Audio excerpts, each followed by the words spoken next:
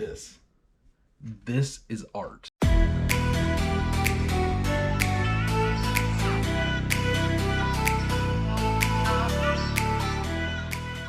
What is up, peoples of YouTube? I'm the Motorcycle Mick, and today I have an awesome video for you. Because if you've read the title, you know what I'm talking about, and that is the history of the Harley-Davidson tin. Now, there's many different kinds of tins Harley's had, and most of them have been like dealer stuff, or Harley signs were cast iron at some points, and I'm going to show you guys some of those. The person we actually owe all these, like this artwork and this artwork and stuff like that up there, the person we owe that to is still making these. This isn't something that's been around for like centuries. This is each one of these is an actual piece of art. But before I get too far into that, if you are new to this channel, hit that subscribe button down below. I upload videos every Tuesday and Thursday around 3 o'clock Eastern Standard Time. But that's right, we are talking about Harley signs, tins. The reason I got this is because you guys see I have my new little studio space. I got a little area where I can film. I'm not cramped against a desk, and I have some cool stuff on the wall decorating. You see I have my Harley signs, because tins are really cool. It's a collectible item from Harley-Davidson, but they haven't been that way forever. Now, if you look at stuff like this, you see these, and you realize that it's art. This is not something that someone designed on a computer and was like, this looks good, let's put it up there. No, these were all drawn, painted, and beautiful. Someone painted each line on this, and it's mind-blowing the stuff that has come out. Just the design, the art, the history, the heritage behind all of these, and the personality that goes into each one of these. But we're gonna start off by looking back when Harley's kind of first conception, Harley's iconic bar and shield. 1910 is when they actually released the bar and shield. 1911 is when they actually patented it, and it became the logo of Harley. It's such an iconic logo. People see it with even out words. They know what it is. Fast forward to the 30s and 40s, and there's things like dealer tins. You can see dealer's name, where it's at. It's like their little thing saying who they are, where they're from, and the dealers are putting these up. It's a tin to show that they're part of Harley, and it's really cool to see these because there's so many different kinds. It's a representation. It was a cheap way to put a sign on a building without having to spend the money to have something painted on. And Harley could make these signs and have them sent out, or people could have them made and authorized by Harley to have these. Then we go to things like what Harley started using tins for. They had things like advertising motorcycles and having this cool stuff that they did. But something really to pay attention to is, like, in the 30s and 40s, Harley started making these really articulate, really unique posters like these. Now with these posters, you can see the design that went into them. Each one of them was a design of art. Someone painted it, got it printed, and they could mass distribute them to everywhere. Design, the cool factory, but even what's really cool about it is even back then, they're advertising a bike for everybody. Like, it's the way they sold it. It wasn't just a poster, it was a way of life. It was a lifestyle. It's really cool to see all the designs that they did to create such a masterpiece that it was eye-catching. It wasn't just something that was the standard black and white printed in magazines, newspapers, and posters outside of buildings and places. They had these showing Harley. And then it came to the other cool things they did, like the Harley oil cans are iconic from Harley. Like, people collect that stuff. But for me, I was really intrigued by this. You see, there was a time that I thought that signs were just a cool picture or an old poster or something like that they put onto a sign. They're so cool. They're pieces of art. Even when I didn't ride, I still like the Harley signs because I had family that had Harleys. I have family members that collected Harley memorabilia, and I could see pictures and paintings and tins and all this kind of cool Harley branded stuff. But then came around a time of the tins, like actual tins. Because, stuff like this is not something that every brand sells. Yeah, some of this stuff can be designed on a computer and put onto a sign.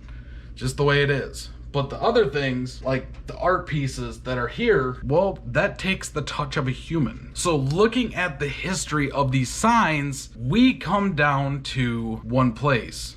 And if I keep looking over there, it's because I have this information pulled up because I don't have it memorized by heart. And after after a lot of searching, I finally figured out where they come from. And it might surprise you that each one of these is an original design. Which, not to say to discredit anybody, because everyone has their own ways. But each one of these is someone's thoughts and process and interpretation of stuff they've seen and things they've looked at, which makes it that much more awesome when you think about the effort that went into making each brushstroke, each line, each like shade that went into it to create a masterpiece. And if you look at these things, it's so cool how they look animated yet so real. Like it's something you could see, just walk up and touch. So the history of the Harley actual tin sign like this is not as old as you think it is. And it's this man right here we have to thank. That is Scott Jacobs. Now, if you see me looking away, it's because on his website, you can go find it. It's Jacobs Gallery in Deadwood, South Dakota. And you can actually go see the original proofs of Harley-Davidson Tins. And Mr. Jacobs is the first officially licensed Harley-Davidson artist. That was back in 1993. But to do this justice and to be very respectful of this topic, I'm going to actually read this whole thing about Mr. Jacobs because I think it needs to be known. The man behind this artwork, you can actually talk to and see and go there and see this stuff. I know I'm gonna read this real quick. I hope you guys listen up and hear this. So 3 years after receiving a set of paints from his wife Sharon for Christmas, Scott became the first officially licensed Harley-Davidson artist in 1993 after Harley representatives saw his work at an art expo in New York City. He still proudly holds his license as well as many others he's acquired along the way. Licenses including Ford, Chevy, Mattel, Marilyn Monroe Estates, and Elvis Presley Enterprises. And it goes on to say, although Jacobs drew pen and ink illustrations for his school newspaper, Scott began his career in the art industry not by painting, but by purchasing a failing gallery at 19 with the money he'd saved working odd jobs. At 21, Scott had the cash and customer base to open doors of Reflections on Canvas in Westfield, New Jersey, a gallery that was met with much success. In 2004, Scott and Sharon decided to open up Scott Jacobs Studios, their own publishing company. The decision to become self-published was the best decision we'd ever made in our family and our future as a company, said Scott. In 2016, they moved their operation from California and opened Jacobs Gallery in Deadwood, South Dakota. You can see original paintings and large collection of vintage Harley-Davidsons on display in his historic western town. And it goes on to say Scott's images can be seen almost everywhere. In 2010, he released his second coffee table book, The Art of Scott Jacobs. The complete works and showcases works as early as the late 80s. So he's been doing this a long time. It's not just like, it's not just a straight up, this is what I'm gonna paint. Like he paints everything. And it's, well, I literally called and talked to the gallery today and I feel like a complete jerk because I failed to remember the awesome lady's name who answered the phone, was talking to me and like really excited to hear me excited about this. So when you do see this, I do apologize. Comment something down below and I'm going to pin that and you're going to be the center of attention on this because you are awesome and very helpful. There's a lot that goes into making something like this. It's not just, I decide I want to do this. And I recommend you go to his website. It's jacobsgalleryshop.com and go check out all the artwork that this gentleman and his family are making. It's beautiful work. But for me, I'm like a little kid.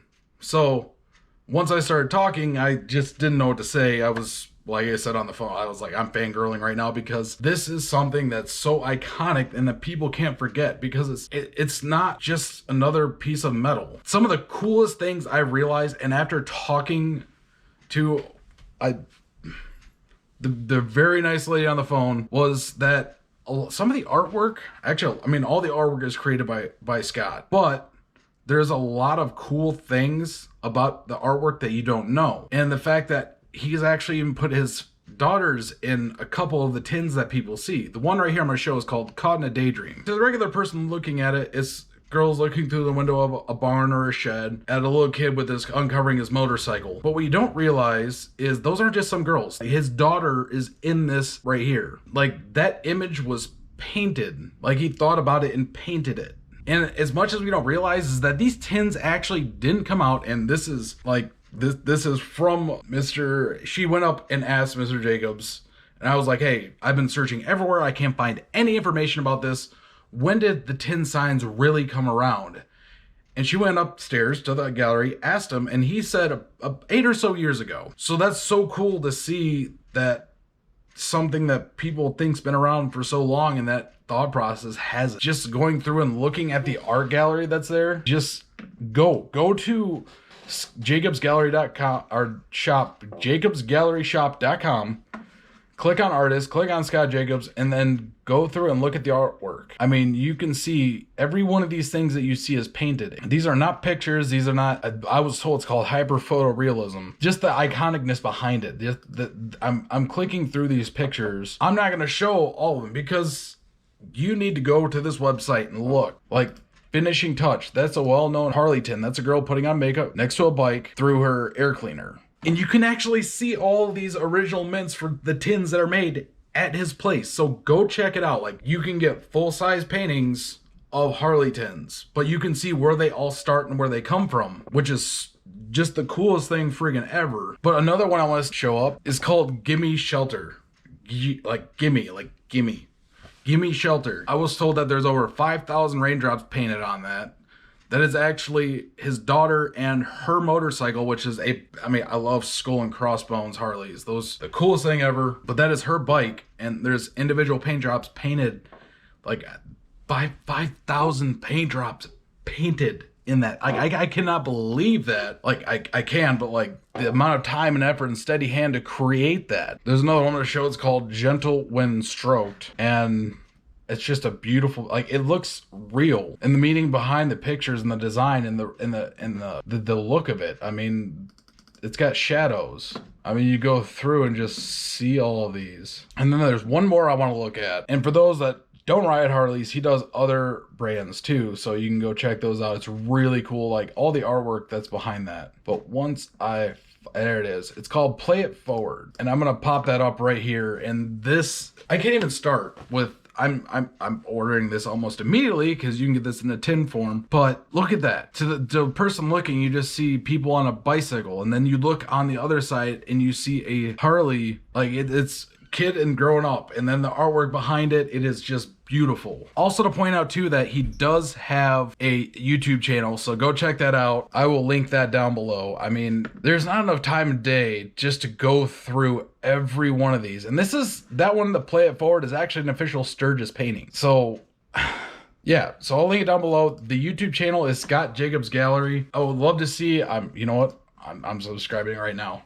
So I wasn't subscribed. I found this today. I'm subscribed, and go check it out. Like go see like if you have a Harley tin that's on your wall, go check it out, because you might be able to find the proof of it up on their photo gallery. And then eventually once you go there, you might be able to see it in if it is on there, you'll be able to see it in person. I mean, this is insane. This is awesome.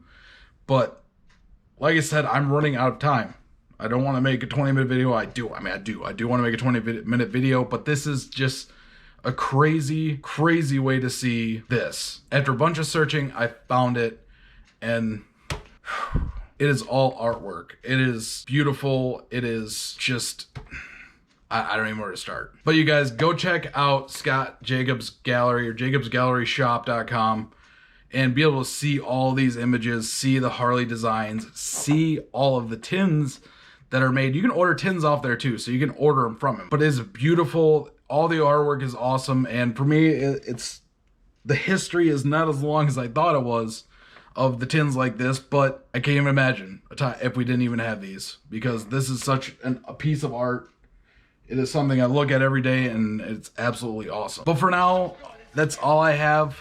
Stay tuned for my next video, where I'm going to be talking about Harley's attire, the history of their branded clothing and their gear. Should be a good one. And as always, I hope you have a great day, evening, night, morning, afternoon tea, brunch, lunch, nightcap, midnight snack, crumpet, McGriddle, bacon sandwich, and remember to always ride for freedom.